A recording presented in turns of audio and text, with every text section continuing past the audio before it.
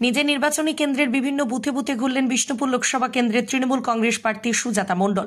এদিন দুপুরে গলসি 2 নম্বর ব্লকের আদ্রাহাটি অঞ্চলের ইরকোনা বসন্ত কুমার আশ বিদ্যাপীঠে আসেন সুজাতা। বুথে বুথে গিয়ে তৃণমূলের এজেন্টদের সাথে কথা বলেন। বুথ থেকে বেরিয়ে সাংবাদিকদের মুখোমুখি হয়ে তৃণমূলের বিরুদ্ধে ওঠা বিভিন্ন অভিযোগকে ভিত্তিহীন বলে দাবি করে বলেন সিপিএম বিজেপির কোনো সংগঠন নেই, তাই তারা বুথে বুথে এজেন্ট দিতে পারছে না, এতে তৃণমূল কি করবে।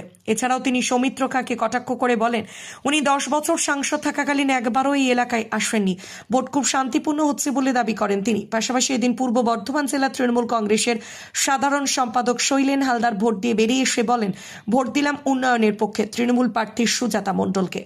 মানে সেই কথাই বলে না, কি বলুন তো, এদেরকে হচ্ছে ব্যাপার, মানে এদের কোনটা সত্য বিশ্বাস করবেন।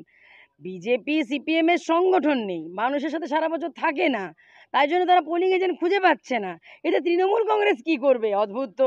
তৃণমূল কংগ্রেস সারা বছর মানুষের পাশে থাকে, মমতাদির উন্নয়ন, লক্ষ্মী ভাণ্ডার থেকে শুরু করে অভিষেক দেন নবজোয়ার, সব সময় আমরা সাথে মানুষের সাথে ছিলাম, আছি, থাকবো, এবং 24 ঘন্টা 365 দিন মানুষের সাথে আমরা আছি। আর সেখানে বিজেপি সিপিএম মানুষের সাথে থাকে না। তাদের বিজেপির প্রার্থী 10 বছর এমপি হয়েও তাকে মানুষ পাশে পায়নি, যে কোনো কাজ করেনি, উন্নয়ন করেনি। এইসব অঞ্চলগুলোতে একটা দিনও এমপির চেহারা দেখেনি। এই যে গলসির আমি যেখানে দাঁড়িয়ে আছি, ধরুন এই যে ইরকোনা বসন্ত কুমার আশ মহাবিদ্যাপীঠ, এখানে যারা আছে একটু জিজ্ঞাসা করে নিন তো, যারা কোনোদিন এমপির চেহারা দেখেছে কিনা, কোনো উন্নয়ন পেয়েছে নাকি। তাহলে স্বাভাবিক এমপিকেই পাচ্ছে না, তাহলে সংগঠন কিছু নেই, বুঝতেই পারছেন। সংগঠন না থাকলে আপনি ভোটের সময় পোলিং এজেন্ট পাবেন কি করে? তাহলে নিজেরা হেরে গেছে বুঝতে পেরে এখন তৃণমূল কংগ্রেসের দোষ দিলে চলবে? বিপদে তৃণমূল কংগ্রেস পাশে থাকবে, তাহলে তৃণমূল কংগ্রেস ছাড়া মানুষ পোলিং এজেন্ট কাকে খুঁজে পাবে? তাই তৃণমূল কংগ্রেস বিজেপির কোনো পেছনে লাগেনি।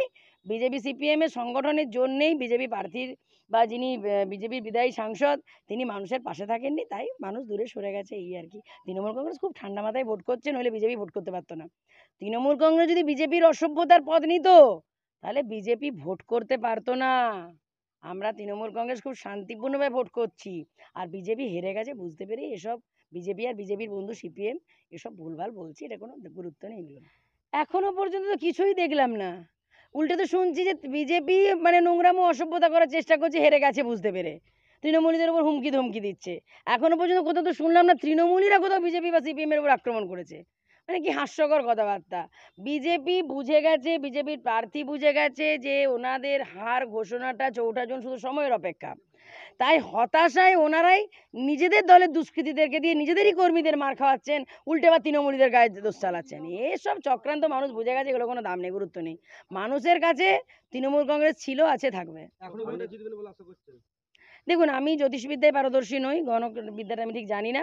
জিতবো এটুকু বিশ্বাস করি, কারণ মমতাদির উন্নয়ন, অভিষেক দেন নবজোয়ার, এবং আমি বিষ্ণুপুর লোকসভার ভূমিপুত্রী। এই যেখানে গলসিতে খণ্ডঘোষ বিধানসভায় দাঁড়িয়ে আছি, এখানেও আমার একমাত্র বোনের বিয়ে হয়েছে, তাই এটাও আমার নিজের পরিবারের অংশ। তাই আমার বিশ্বাস, আমার যেটুকু আমি যা 2.5 মাস ঘুরে যে ভালোবাসা, সমর্থন, আশীর্বাদ মানুষের পেয়েছি, এতে আমি নিশ্চিত যে বিষ্ণুপুর লোকসভায় এবার তৃণমূল কংগ্রেস জিতছে, জোড়াফুল ফুটছে, ঘরের মেয়ে সুজাতা জিতছে। ভোট দিলাম উন্নয়নের পক্ষে। আমাদের প্রার্থী মমতা ব্যানার্জি এবং অভিষেক ব্যানার্জির স্নেহধন্য সুজাতা মণ্ডল, ঘাসের ওপর জোড়া ফুল। মানুষ ভোট দেওয়ার জন্য মমতা ব্যানার্জির যে উন্নয়ন, বিশেষ করে মহিলাদের যে ভোটের লাইনে উপচে পড়া ভিড়, লক্ষ্মীর ভাণ্ডার প্রকল্প, এই সব মিলেমিশে এবং সমস্ত মমতা বন্দ্যোপাধ্যায়ের যে মানুষের প্রতি আস্থা, সেই আস্থার বহিঃপ্রকাশ আজকে আপনারা দেখতে পাচ্ছেন। বুথে বুথে স্বতঃস্ফূর্ত মানুষের লাইন, এবং মানুষ স্বতঃস্ফূর্তভাবে ভোট দিয়েছে, এবং আমাদের প্রার্থী এই আসনে নিশ্চিতভাবে জিতবে। জয় শুধু সময়ের অপেক্ষা। আপনি তো ভোট দুপুরবেলায় ভোট দিলেন, এখনও পর্যন্ত ভোটের লাইনে কেমন দেখতে পেলেন ভোটারদের? আপনারা নিজেই দেখলেন, আমার সাথে ছিলেন। প্রায় আমাদের যে বুথে আমি ভোট দিলাম 70%-এর ওপরে পোল হয়ে গেছে, এবং এখনও পর্যন্ত দুপুরবেলাতেও আমার সামনে প্রায় 20-30 জন মহিলা তারা দাঁড়িয়েছিলেন। তারা সকলে ভোট দিচ্ছেন, এবং স্বতঃস্ফূর্ত মানুষের আবেগ। আমার মনে হয় যে মমতা বন্দ্যোপাধ্যায়ের প্রতি তাদের যে বিশ্বাস, তাদের যে আস্থা, ভবিষ্যতে আগামী দিনে সব সময় থাকবে।